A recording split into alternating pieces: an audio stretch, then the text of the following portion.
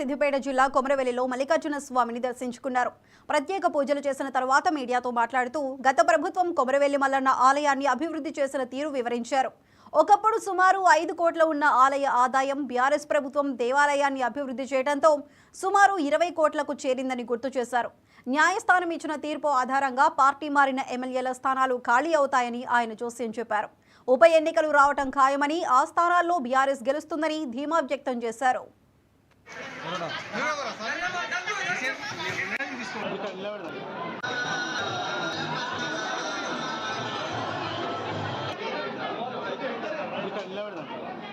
కేసీఆర్ గారి ప్రభుత్వం, హరీష్ రావు గారు మంత్రిగా వారు అన్ని ఇనిషియేట్ చేశారు. మీకు అందరికీ తెలుసు.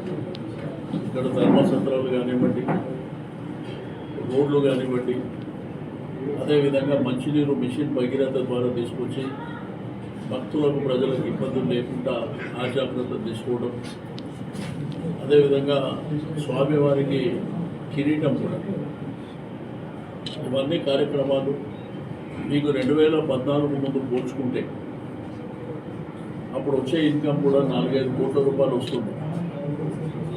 కానీ ఎప్పుడైతే అన్ని సౌకర్యాలు మరి బ్రహ్మాండమైన కనెక్టివిటీ ఇవన్నీ వచ్చిన తర్వాత ఇప్పుడు సంవత్సరానికి 20 కోట్ల ఆదాయం